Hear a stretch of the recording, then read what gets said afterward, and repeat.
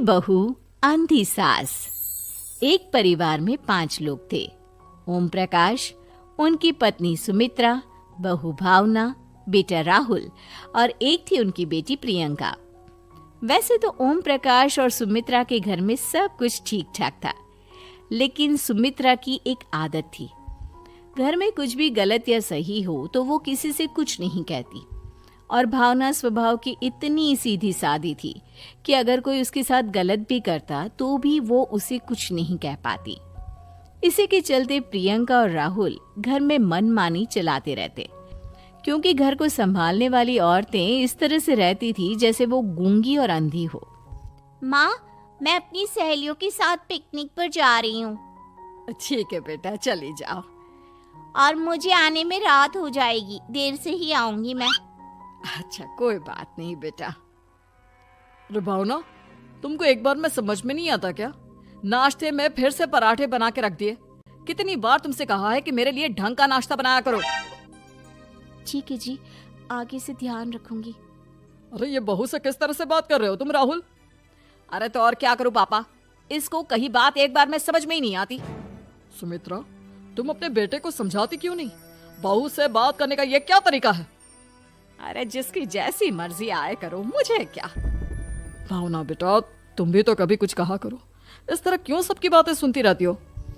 कोई बात नहीं पापा जी, सब ठीक है। रात को काफी देर तक प्रियंका घर नहीं आती और जब वापस लौट कर आती है तो एक लड़की के साथ बाइक पर बैठकर। सुमित्रा और भावना दोनों ही प्रियंका को लड़की के साथ देख लेते हैं। आज तो जोर से डांट पड़ने वाली है, लेकिन मैं डर क्यों रही हूँ? माँ तो सब कुछ देखकर भी अंधी बनी रहती है। और रही बात भाभी की, वो किसी को कुछ नहीं बताने वाली। कहने को भगवान ने आवाज दी है, लेकिन गूंगी है गूंगी।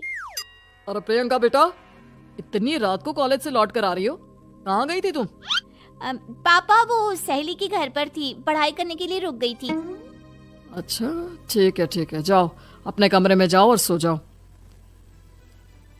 सुमित्रा ने अपनी बेटी को एक लड़की के साथ इतनी रात को आते देखकर भी उससे कुछ नहीं कहा और भावना ने भी इस बारे में किसी से कोई बात नहीं की। कुछ दिनों के बाद मामा जी का फोन आया था। उन्होंने प्रियंका के लिए कोई रिश्ता ढूंढा है। लड़के वाले उसे देखने आ रहे हैं।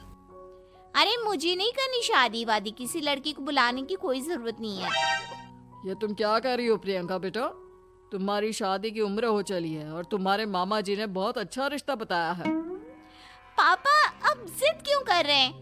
और आप क्यों मेरी मर्जी के खिलाफ शादी कराना चाहते हैं? अरे माँ, इसको समझाइए ना। आपकी बेटी, आप तो बस चुपचाप सब कुछ होते हुए भी देखती रहती हैं। अरे तो क्या कहूँ, और मेरे कहने से क्या हो जाएगा? वैसे भी गलत क्या हो रहा है, सब कुछ सही तो है। भावना बहू, देखो तो प्रियंका हमारी बात नहीं समझेगी, लेकिन वो तुम्हारी हम उम्र है। क्या पता तुम्हारे कहने से उसे कुछ समझ में आ जाए। नहीं पापा जी, मेरे कहने से कुछ नहीं होगा। मैं प्रियंका को कैसे समझा सकती हूँ?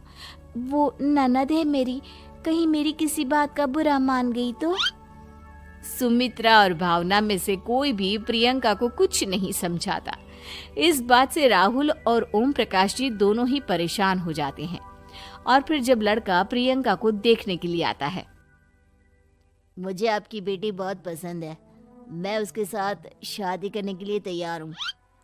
देखो, मुझे तुमसे शादी नहीं करनी, और ये बात जितनी जल्दी समझ में आ जाए अच्छा रहेगा। अरे तो फिर आप लोगों ने मुझे यहाँ बुलाया ही क्यों? माफ कर दो बेटा, वो हमारी बेटी जरा गुस्से में है, हम उसे समझाने की कोशिश करते हैं। हाँ, देखिए आप नाराज मत होइए, वो तो उसने बस ऐसे ही कह दिया होगा। अरे कोई ऐसे ही कुछ कहता है क्या? और ये आपकी पत्नी और माँ, ये दोनों इस तरह चुपचाप क्यों बैठे हैं, जैसे इस घर के मेंबर ही ना हो? आपके घर में सब कुछ ठीक तो है ना? अरे सब कुछ ठीक है बेटा। सुमित्रा, समझाओ ना अपनी बेटी को। अरे क्या समझाऊं, क्या होगा समझाने से? सब ठीक ही तो हो रहा है, गलत क्या हो रहा है? भावना, प्रियंका को अंदर लेकर जाओ और उससे समझाओ कि कितना अच्छा रिश्ता है। इतना अच्छा लड़का है, इस तरह से बिहेव ना करे। नहीं जी, मैं किसी से कुछ नहीं कह सकती जी। अरे अजीब परिवार है, मुझे तो यहाँ से निकलना पड़ेगा। इस तरह से तो आपकी बेटी की शादी किसी से नहीं हो सकती। जिसके घर की औरतें गूंगी और अंधी बनकर बैठ जाए, उस घर का कुछ नहीं हो सकता। ओम प्रकाश और राहुल सुमित्रा और भावना की हरकतों की वजह से बहुत परेशान हो जाते हैं। एक दिन वो दोनों आपस में बात करते हैं।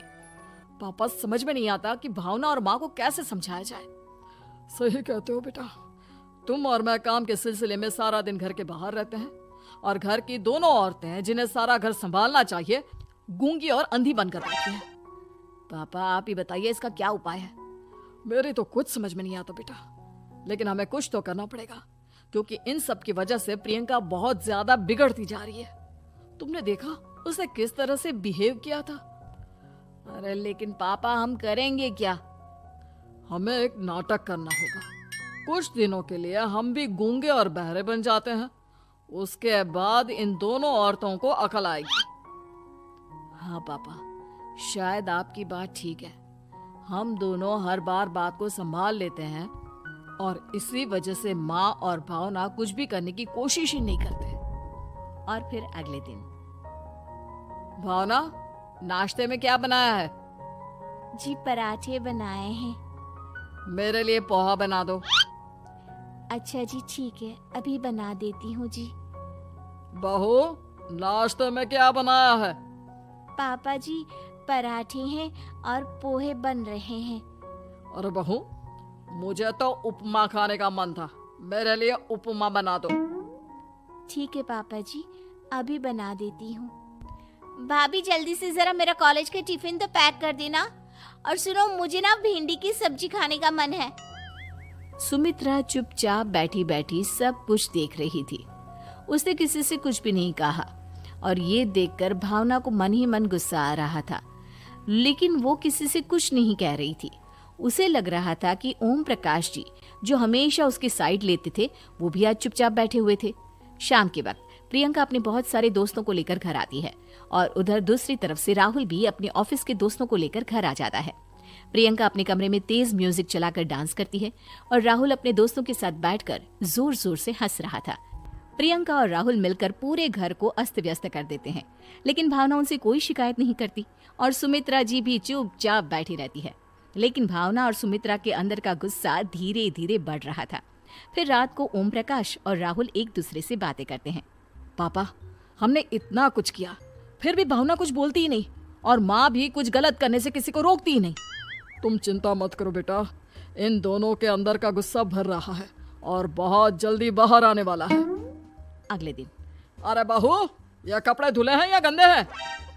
पापा जी, कपड़े तो मैंने धोकर ही आपकी अलमारी में रखे थे। मुझे तो साफ नहीं लग रहा है, एक बार और धो देना।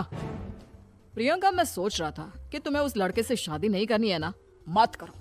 एक काम करो, वैसे भी क्या रखा है शादी वादी में, तुम्हें जो लड़का पसंद है उसके साथ जाकर कोर्ट मैरिज कर लो।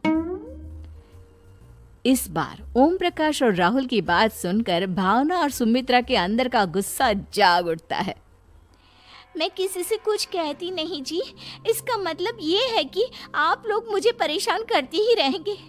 कल 4 बार मुझसे नाश्ता बनवाया, आज पापा जी मुझसे धुले हुए कपड़ों को बार बार धुलवा रहे हैं। अरे मैं इंसान हूँ जी, कोई मशीन नहीं हूँ। तुम दोनों ने मिलकर इस घर की कैसी हालत बना दी है और अपनी बहन को भागकर शादी करने के लिए कह रहे हो। तुम भाई हो या दुश्मन? ओम प्रकाश और राहुल जोर जोर से हंसने लगते हैं। अरे इसमें हंसने की क्या बात है? हम लोग यहाँ इतने परेशान हो रहे हैं जी, तुम लोगों को ऐसी हरकत करने के बाद भी हंसी आ रही है। ये क्या कर रहे हैं जी आप दोनों? यही तो हम चाहते थे कि सुमित्रा, तुम अंधी होकर ना बैठी रहो। घर में कुछ भी गलत हो तो उसे रोकने की कोशिश करो। और भावना, तुम अपने साथ हो रहे गलत व्यवहार पर भी कभी मुंह नहीं खोलती। ये सही बात नहीं है। मैं चाहता था कि तुम्हारी भी जुबान खुले, तुम गलत बात का विरोध करो। गूंगी बहू और अंधी सास की ये जोड़ी इस घर में